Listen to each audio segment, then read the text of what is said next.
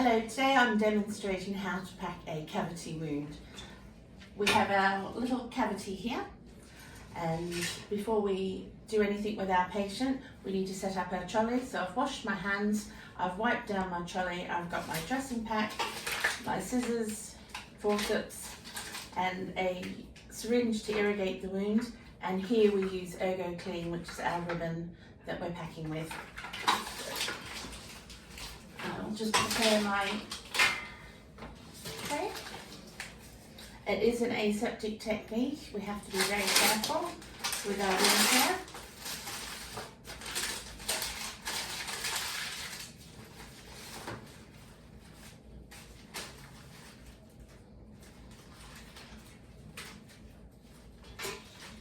Have my apron on top.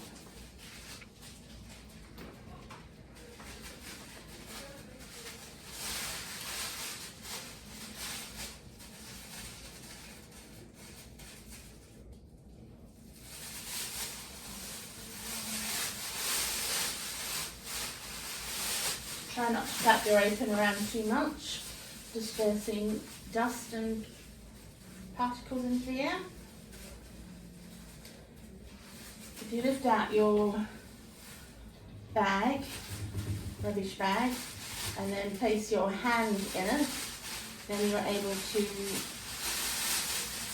that as sterile.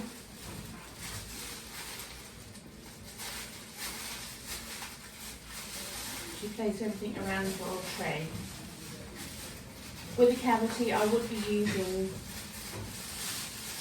sterile water. For this demonstration, it's going to be dry and pretend.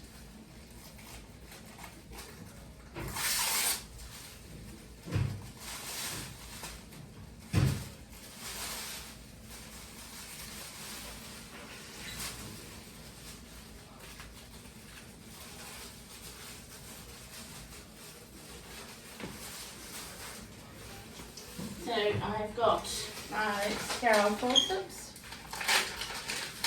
I'm handling our dressing. You never require the full ribbon, so I've got my sterile scissors to cut what I need. I find the best way to irrigate a cavity is with a syringe. So I will be drawing up my sterile water from here to irrigate. And then I've got my sterile ribbon. And on top of that is a probe which helps you insert the ribbon into the cavity, as well as a measuring stick to show you what your depth is. Of course, I've got my sterile gloves. I'm using these ones instead of those ones because they're a bit hard to put on. So, as you're aware, a patient needs to be fully consented and aware of what you're doing and happy that what's going to happen. Sometimes they need Entonox because it is quite uncomfortable, those wounds. So get that prescribed so that that can go ahead. So I've got sterile water, everything's all set up, my patient's fully aware.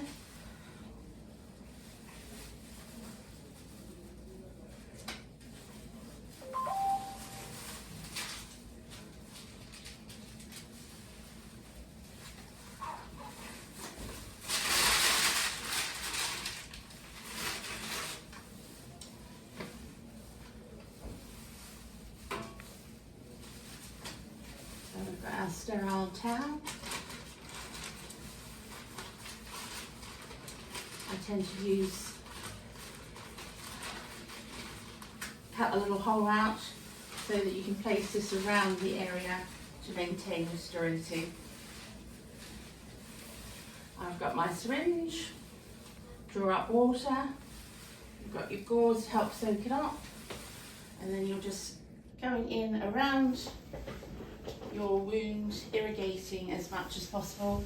What you're wanting is there's no debris coming out, so you're flushing it until any debris is removed, and it looks clean. As I said, we've got our probe to insert to see how deep it is, so that you'll be marking that in your notes, and then you decide on how much of your packing that you require, your ribbon you require. You don't need much. Half the time you're ready to use the whole thing, and then you are just inserting it into the wound gently. It will go in. Folding it down in, and you just leave a little bit out.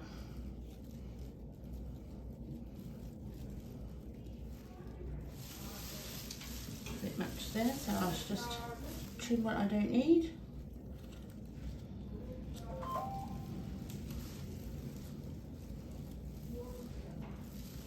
So my wound is all packed. As I said, you don't want it tight because you want the base of the wound to heal from inside out.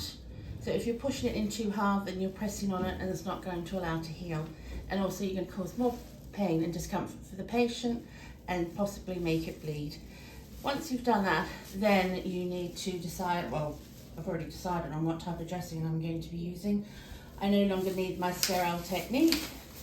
The types of dressings that you can apply to these wounds are our leave-in.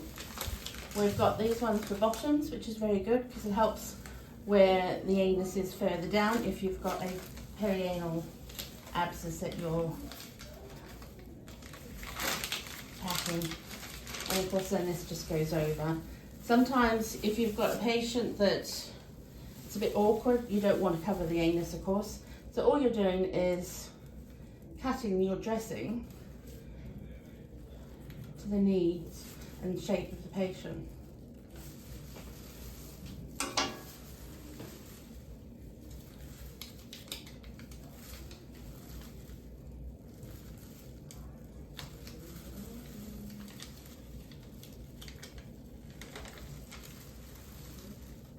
So that goes over there, and then that will go around the sides of the anus, keeping it clear and clean from any fecal discharge.